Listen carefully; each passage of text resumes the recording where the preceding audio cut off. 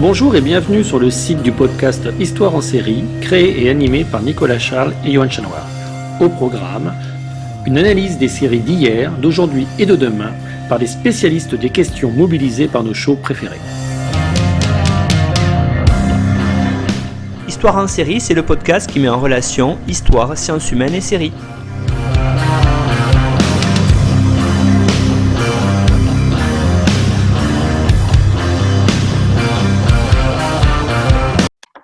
Bonjour à tous, bienvenue dans l'épisode numéro 45 d'Histoire en série où je reçois aujourd'hui Marie-Claire Jazarevich. Bonjour Marie-Claire.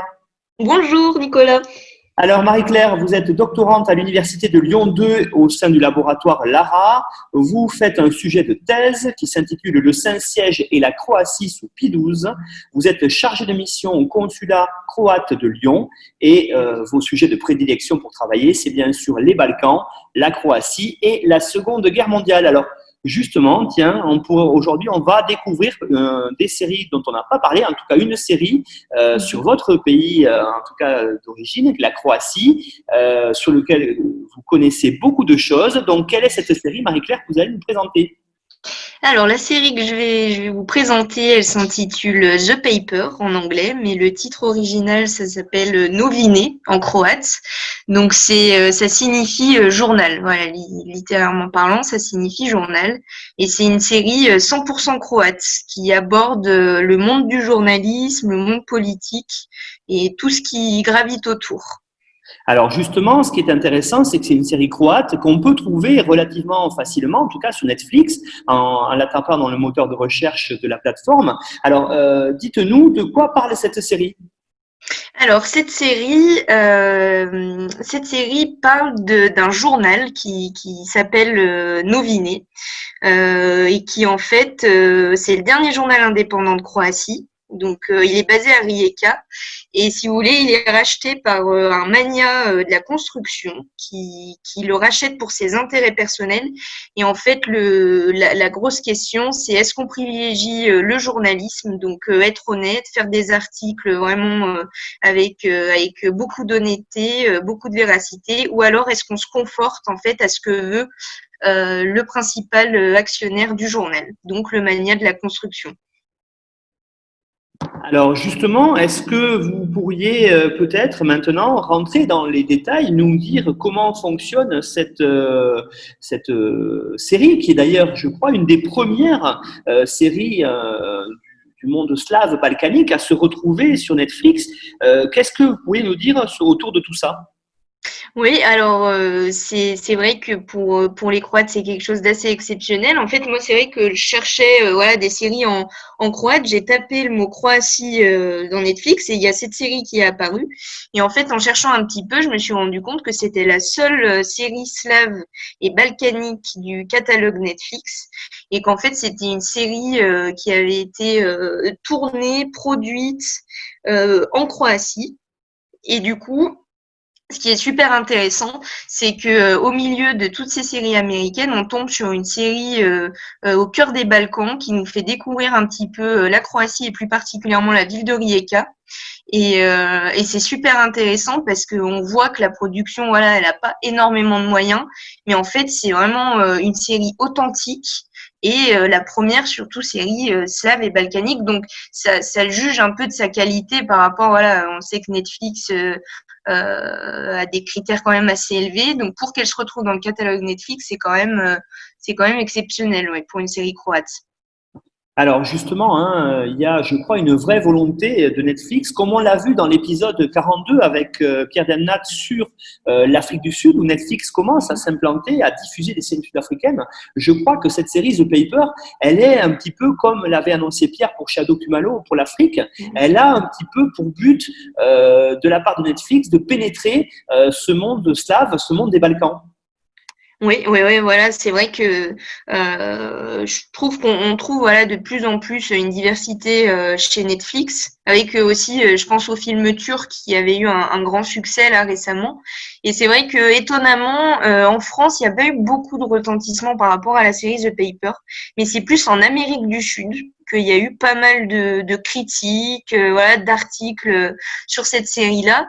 Et c'est vraiment génial de voir que Netflix cherche un peu, voilà, à pénétrer ce monde des Balkans sans tomber non plus dans la caricature. Donc on verra là que dans la série The Paper, on a quand même des clichés assez balkaniques, notamment avec l'alcool, les cigarettes, la guerre, mais quand même on a un certain niveau de qualité qui est vraiment pas mal, oui. Alors justement, hein, vous parliez de cette série qui se parle, Rijeka. Peut-être pourriez-vous présenter aux auditeurs quelle est cette ville qui a quand même été une ville capitale européenne de la culture.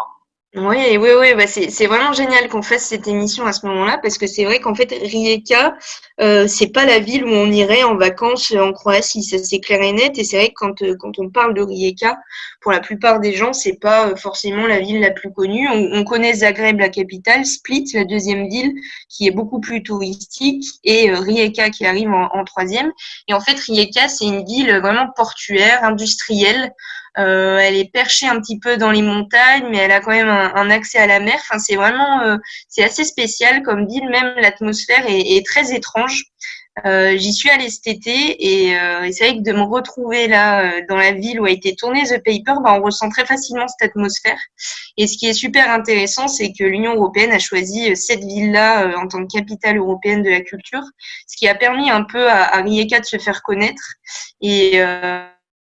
Et en fait, on se rend compte qu'elle a plein de facettes que le réalisateur a très bien su exploiter. Il dit d'ailleurs que Rijeka, il est très intéressant qu'une ville qui n'est pas très grande offre autant de diversité, et cela la rend fascinante.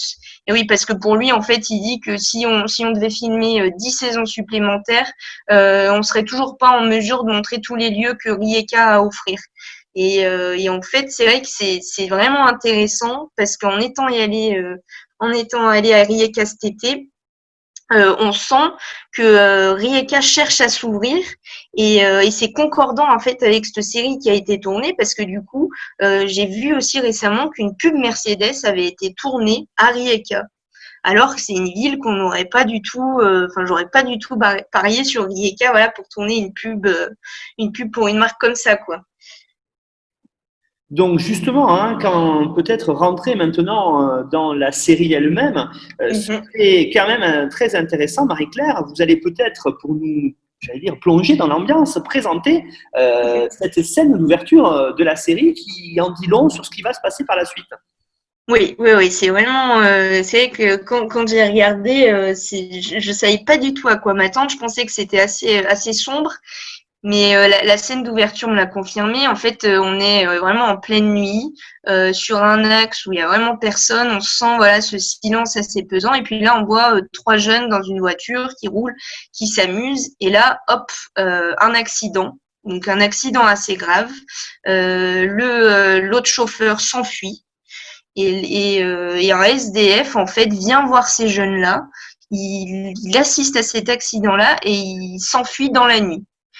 Et donc on prend conscience que voilà, ce sera la base de la série, mais on comprend pas trop pourquoi, parce qu'on sait pas forcément qui est le chauffeur qui est rentré dans les jeunes, mais voilà, on sent que va y avoir une atmosphère un peu pesante, quoi, parce que une scène d'ouverture avec un accident, cette gravité-là, c'est un peu compliqué. Donc la série s'ouvre vraiment comme ça en pleine nuit avec un accident meurtrier. Et on va voir par la suite, en fait, oui, cet accident, il aura vraiment une importance particulière, oui. Alors oui, justement, hein, vous l'avez dit, hein, on plonge ensuite dans la rédaction du journal Noviné, hein, qui est un journal fictif qui n'existe pas réellement en Croatie. Alors justement, hein, à partir de là, il y a des histoires, on va dire, de vie privée des journalistes, mais qui s'entremêlent autour d'histoires plus générales autour de la Croatie. Est-ce que vous pourriez présenter comme ça un petit peu l'atmosphère générale de la série?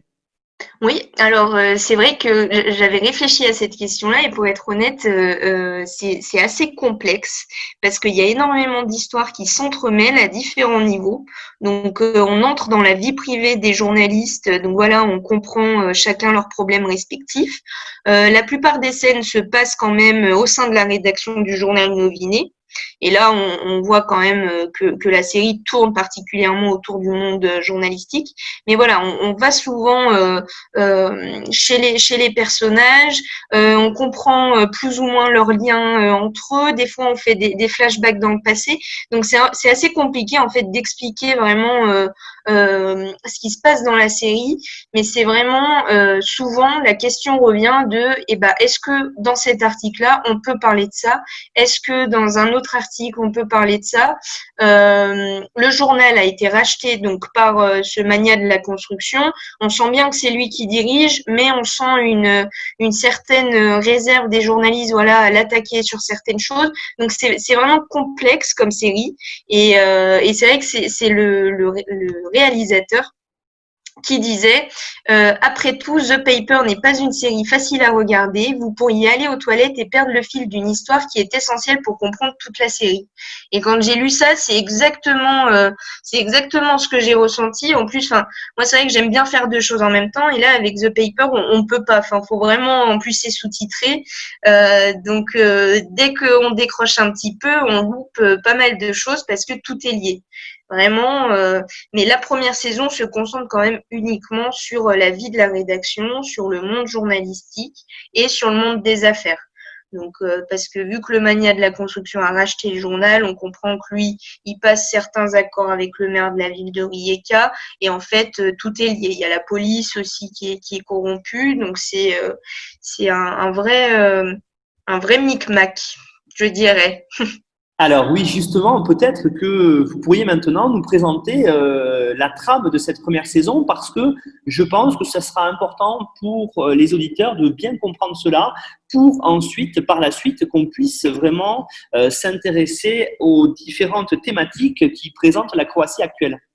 Oui, alors en fait voilà, donc il y a le mania de la construction Mario Kardum qui a acheté le journal parce que on comprend plus ou moins que il faut qu'il l'achète pour une raison ou pour une autre et on comprend après, je veux pas dévoiler toute la série, mais on comprend que c'est lié à l'accident. Donc on sait que voilà, c'est ce point-là qui est sous-jacent et en fait il y a eu une journaliste assez réputée en Croatie, qui est d'origine serbe, et ça aura un petit peu son importance après, qui, elle, veut absolument chercher des informations sur Mario Kardum, le mania de la construction. Et en fait, elle découvre qu'il est vraiment pas net, qu'il manigance un peu des choses avec le maire de la ville, avec donc il s'appelle Ludvig Tomasevic. On comprend aussi qu'ils ont une société en commun qui n'est vraiment pas claire. Et Diana Mitrovic, la journaliste, elle veut éclaircir tout ça, mais vu qu'elle est maintenant employée par Mario Kardum, on comprend bien le dilemme de est-ce que je risque mon poste en cherchant la vérité ou est-ce que je me conforme en fait à ce que veut Mario Kardum, donc un journalisme assez subjectif, voilà, qui n'aborde pas certains sujets. Donc c'est vraiment ça la trame. Et puis on comprend après que l'accident, il y a eu quand même 3 morts et ça a été très très très rapidement classé. Il n'y a pas eu d'enquête, donc ça c'est un autre journaliste de Noviné qui s'y intéresse. Et il va demander des infos à la police, à des hauts responsables du ministère, et on lui fait comprendre que non, il n'y a rien à voir, donc ce qui éveille encore plus sa curiosité. Et à la fin de la saison, on comprend que tout est lié. Et la question se pose vraiment, est-ce que le travail journalistique doit-il passer avant la vie personnelle de la personne? Et c'est vraiment ça qui ressort, hein. C'est vraiment ce dilemme-là avec le maire, la police et Mario Kardum. Donc 3 mondes assez liés et par-dessus. Et là, c'est très intéressant à lier avec la Croatie, c'est qu'il y a aussi l'Église catholique qui s'en mêle, qui protège plus ou moins le maire, Mario Kardum. Donc c'est plein de choses. C'est un peu les autorités contre le dernier journal indépendant de Croatie. On voit que le journal s'oppose à plein de réticences et plein d'obstacles, pas forcément légaux. Et justement, Marie-Claire, la saison 2 évolue peut-être dans un climat, j'allais dire, différent. Oui, complètement. Oui, oui, complètement. Je veux pas révéler non plus plein de choses, mais en fait, oui, la deuxième saison change quand même de monde, puisque là, en fait, on suit du premier épisode au dernier la campagne présidentielle, donc à la fois des deux candidats. Le candidat Marco Tomasevic, qui lui est maire de Rijeka. Donc on fait sa connaissance dans la première saison et en fait on apprend qu'il est candidat à la présidentielle dans la deuxième saison face à une femme qui, elle, représente le Parti social-démocrate, donc le parti un peu plus de gauche. Et en fait, on suit vraiment cette campagne-là avec les coups bas qui se font, l'influence de l'Église catholique dans cette campagne-là, l'influence de l'argent, et on retrouve un peu plus aussi la guerre qui est en fond quand même, parce que, enfin, vous verrez si vous regardez la série, mais c'est vrai que on fait souvent appel à des tireurs d'élite, à des hommes voilà chargés d'aller faire peur à certaines personnes. Donc c'est vraiment beaucoup de manigances, beaucoup de coups bas pour à la fin savoir qui gagne les élections. Mais en fait, on se rend compte que les deux candidats sont absolument horribles. Et c'est un peu, on sent la critique du réalisateur sur le monde politique croate actuel. On sent un petit parallèle. Il le fait jamais vraiment concrètement, mais on retrouve quand même pas mal d'éléments de la vie politique croate actuelle. Ouais. Alors oui, justement, hein, ce qui est intéressant aussi dans cette série, c'est qu'il n'y a pas de véritable héros. On peut dire, on peut voir que toute la rédaction des journalistes joue un rôle important, qu'on voit revenir dans plusieurs épisodes. Alors il y a quand même, je pense, une journaliste qui semble relier un petit peu toutes les intrigues. Oui, oui, oui. Alors ça aussi, ça montre la complexité un peu de cette série-là, c'est qu'il y a pas de personnage principal. Enfin, je pense que ce serait intéressant de calculer le temps d'écran de chacun et ce serait vraiment très équilibré. Mais quand même, voilà, il y a Diana Mitrovic qui est une actrice célèbre en Croatie et dans les Balkans, donc quand même, on lui réserve, je pense, un rôle un peu plus prépondérant dans la série, qui elle lie à la fois par sa vie personnelle. Elle lit le monde des affaires parce qu'en fait, son amant, c'est l'adjoint au maire de Rijeka. Mais cet amant-là, en fait, il est en couple avec sa sœur. Enfin, c'est plein de petites histoires comme ça. Et c'est elle vraiment qui est désireuse de passer outre la corruption, de passer outre les obstacles qu'on lui met pour garder voilà ce journalisme indépendant, quitte à se mettre en danger parfois aussi. Et en fait, elle se retrouve, voilà, au fil de ses recherches, elle tombe sur des choses vraiment importantes. Et on verra qu'à la fin, les deux candidats se retrouvent un peu suspendus aux décisions journalistiques de ce personnage-là. Alors moi, ce que j'ai trouvé très intéressant en documentant sur la série, en regardant un petit peu la série, c'est qu'on opérait à travers ça, et moi c'est un pays que je ne connais pas, une vraie plongée dans les Balkans, hein, avec une vraie découverte du pays, avec une série qui est aussi, et ça c'est intéressant de voir que Netflix se tourne vers ce côté-là aussi, une série qui est tournée, on va dire, localement en Croatie, comme on a pu le voir d'ailleurs dans l'épisode 43 avec Charles Barkas sur Derry Girls, qui était tourné dans la ville de Derry. Là, on a, vous l'avez dit, une vraie plongée dans les Balkans, et une plongée réelle et réaliste, pas en studio. Oui, oui, oui, c'est ça moi en fait qui m'a vraiment attrapée, c'est que j'adore la Croatie, vraiment pour moi à chaque fois c'est un plaisir de travailler dessus et voilà d'entendre que ce soit des reportages, lire des articles et là on regarde dans cette série, ça m'a rappelé vraiment mes vacances, on retrouve vraiment les marques locales, la langue locale aussi et même Rijeka en fait c'est intéressant parce que sa situation géographique elle est entre deux régions de la Croatie qui ont des dialectes différents. Et Rijeka se situe pas loin d'où habite ma famille, et ma famille parle un dialecte listrien, de la région de l'Istrie. Et en fait, je retrouvais dans les dialogues des expressions vraiment istriennes. Et donc, je trouve ça encore plus... Enfin, ça montre vraiment l'indépendance de la série, voilà, qui a pris le parti de faire quelque chose de vraiment authentique. Même les personnages, tous les acteurs sont croates ou viennent des Balkans. Et puis tout est tourné en Croatie. Je pense qu'il y a aucune scène de studio. Donc voilà, on a beaucoup de plans sur le port de Rijeka, mais aussi dans des petits restaurants, des konobas. La musique aussi, c'est ça qui m'a marqué. C'est que à la fin de chaque épisode, il y a souvent une musique, et c'était très très très souvent des musiques croates ou voilà des musiques serbes de chanteurs assez connus sur place. Et ça, c'est vraiment intéressant et encore plus voilà gratifiant pour la Croatie. Et on plonge vraiment. Moi, ce qui m'a marqué en premier en regardant la série, c'est la quantité d'alcool que buvaient les journalistes de la rédaction et le nombre de cigarettes qu'ils fumaient.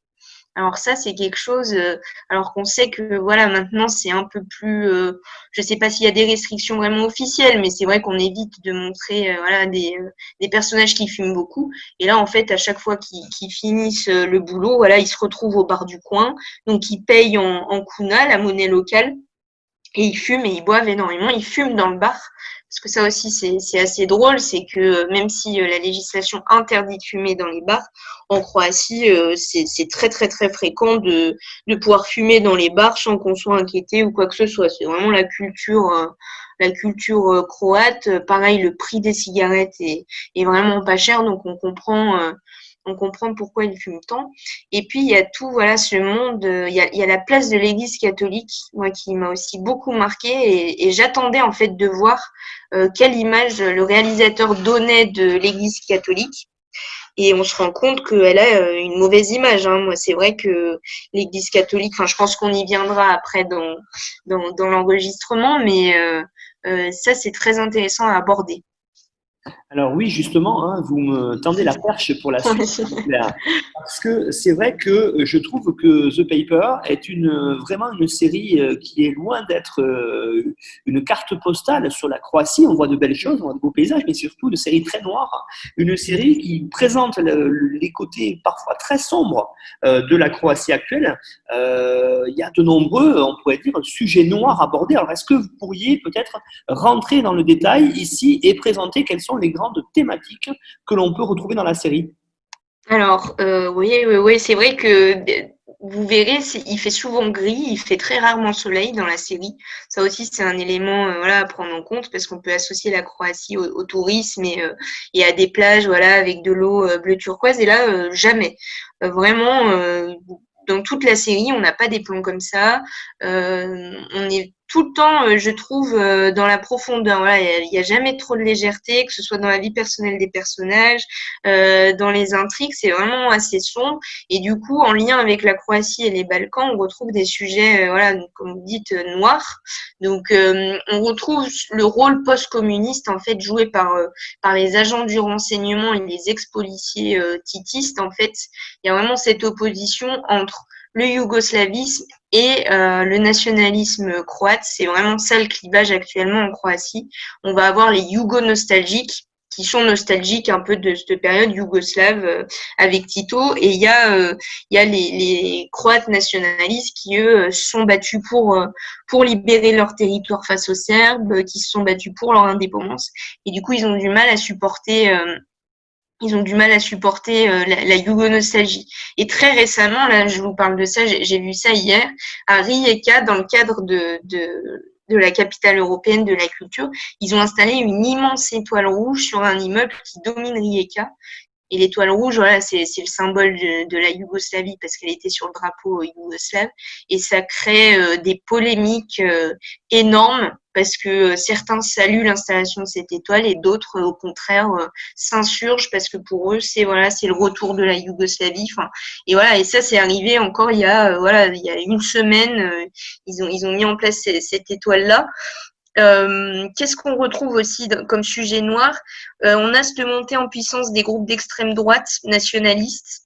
Ça, c'est vrai qu'on l'a retrouvé. En fait, on a eu une présidente qui s'appelait Kolinda Grabar-Kitarovic, qu'on a vue lors de la finale de la Coupe du Monde contre la France. Voilà, une très belle femme qui présente très très bien. Et en fait, c'est vrai qu'elle mène une politique assez nationaliste qui est largement décriée par une partie de la population croate. Et en fait, on retrouve ça un peu chez le maire de Rijeka, Marko Tomašević, qui après est candidat aux élections. Et en fait, lui, il se base vraiment sur ce nationalisme-là. On voit énormément de drapeaux de la Croatie, on entend très souvent l'hymne croate.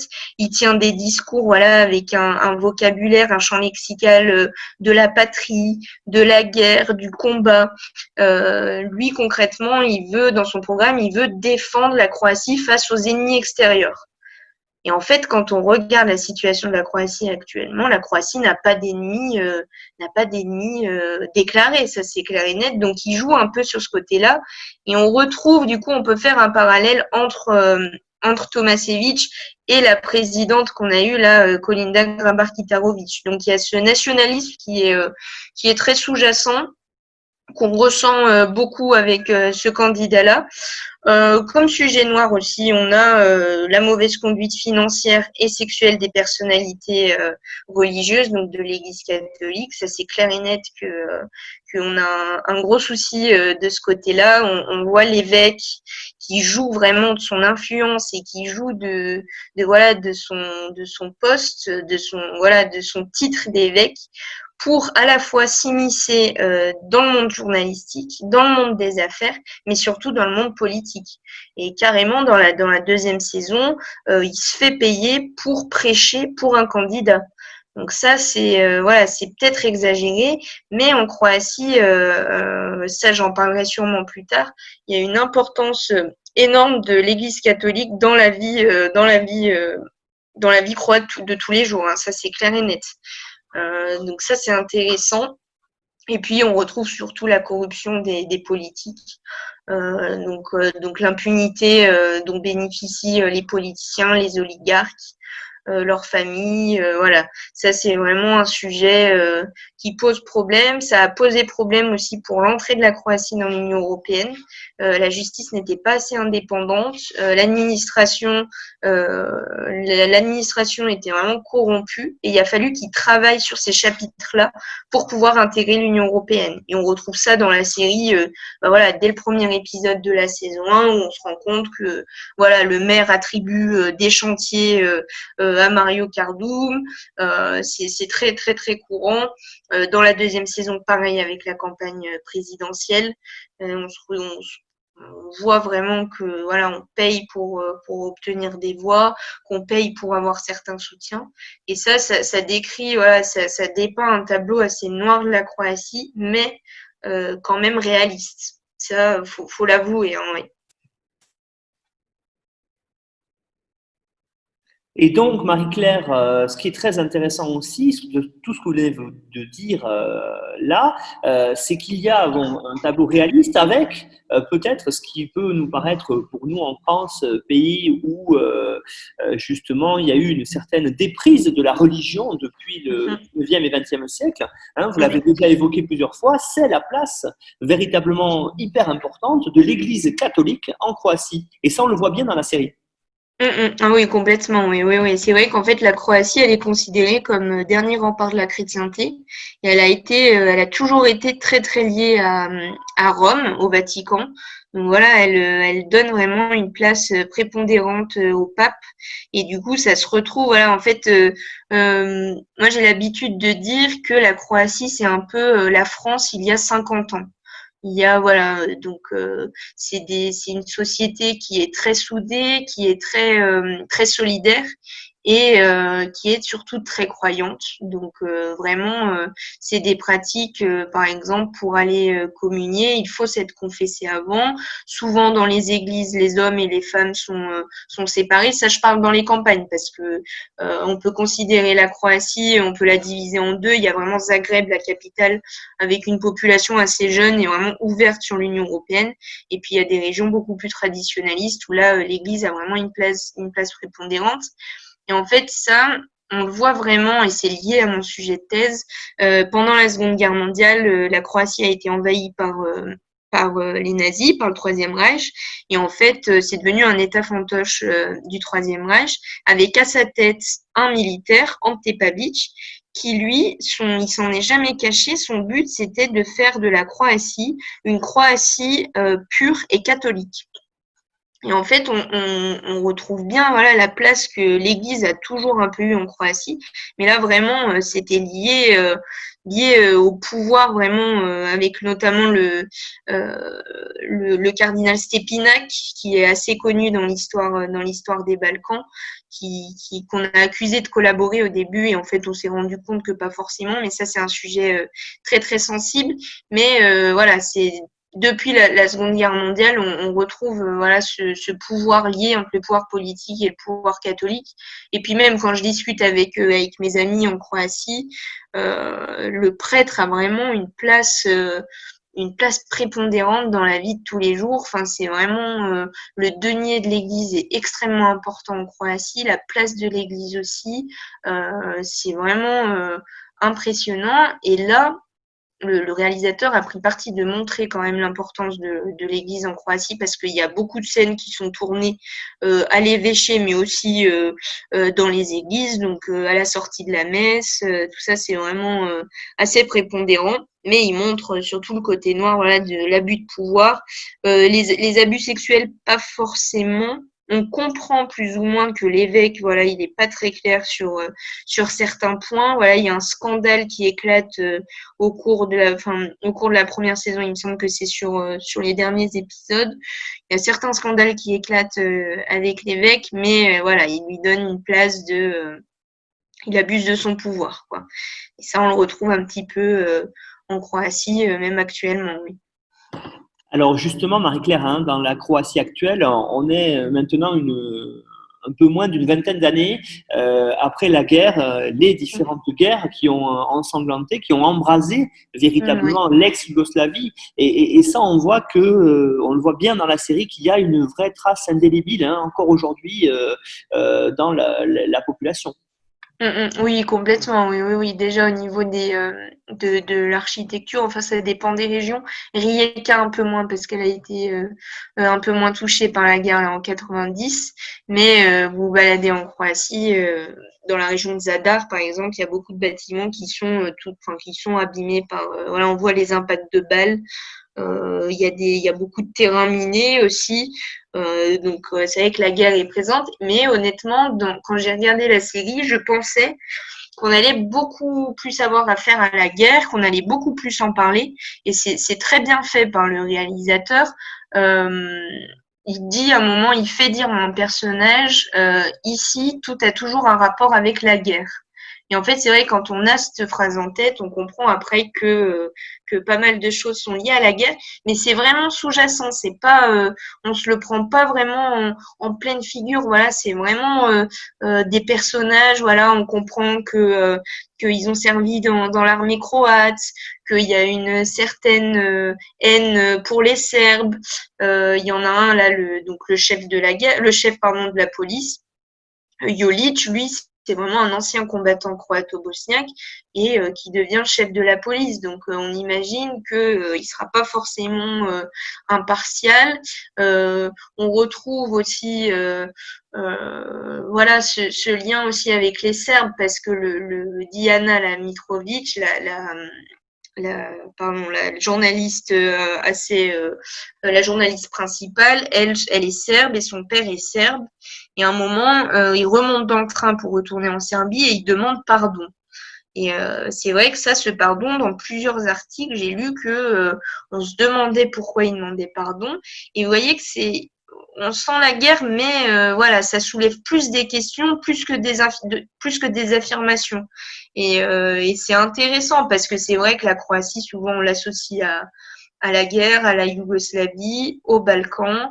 Et là, comment dire, on prend un autre parti de ne pas montrer que ça. On en est conscient, la guerre est là, on peut pas le renier, mais voilà, c'est pas que ça. Alors oui, justement, c'est vrai, Marie-Claire, hein, The Paper, ce n'est pas que ça, vous avez raison de Mm. le dire, même si c'est une série qui est réaliste, qui est noire, qui est tournée dans une certaine atmosphère autour de la vie croate, justement, on voit quand même à travers tout ça qu'il y a une vraie volonté aussi de marquer certains points positifs vis-à-vis directement de la population croate, mais aussi peut-être Mm. de montrer une image réaliste envers l'étranger. Oui, voilà. Et puis ça rejoint, vous faites bien d'en parler parce que c'est vrai que le journalisme en Croatie, ça a été un peu compliqué. C'est vrai que la Croatie, pour vous dire, elle est classée 59e, il me semble, de tête. 59e, voilà, sur 180 pays, selon le classement Reporters sans frontières. Donc c'est pas exceptionnel. Voilà, pour un pays membre de l'Union européenne, on peut s'attendre à une place plus haute, mais c'est vrai que la télévision nationale est souvent victime d'ingérence de la part du gouvernement. Ça, c'était surtout sous Kolinda Grabar-Kitarović, la présidente un peu nationaliste, qui n'hésitait pas, voilà, à diffuser des programmes en lien avec la guerre, des programmes assez patriotiques, des cérémonies militaires.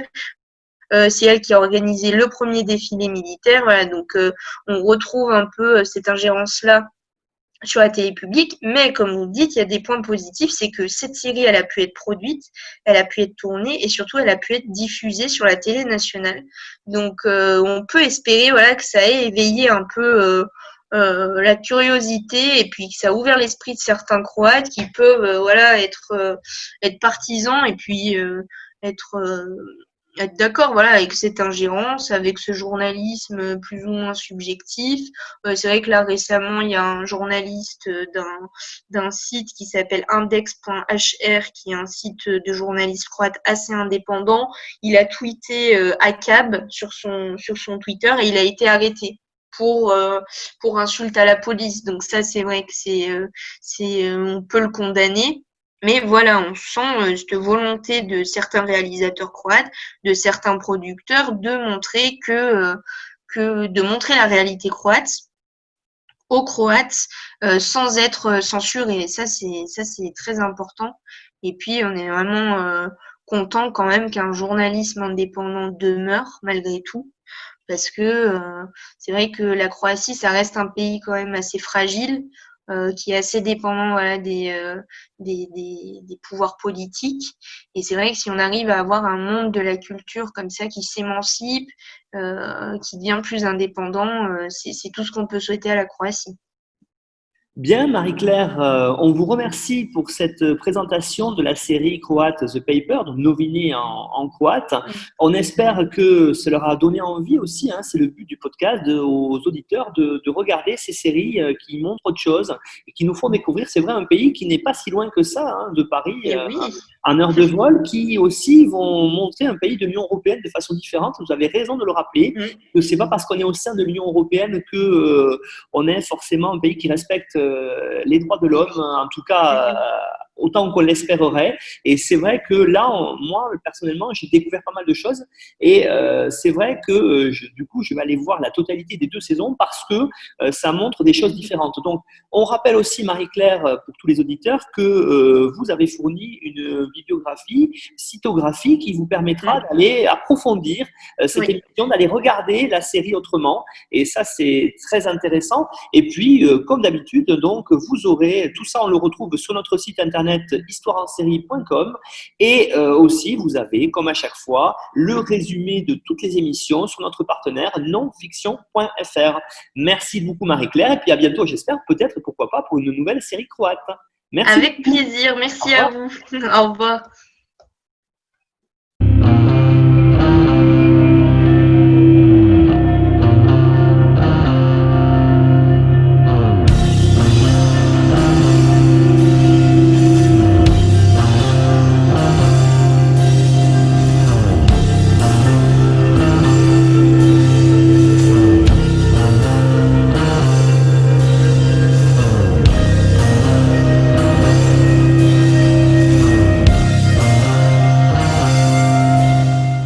Retrouvez-nous sur Twitter @Histoire en série pour connaître le programme à venir ainsi que des conseils bibliographiques.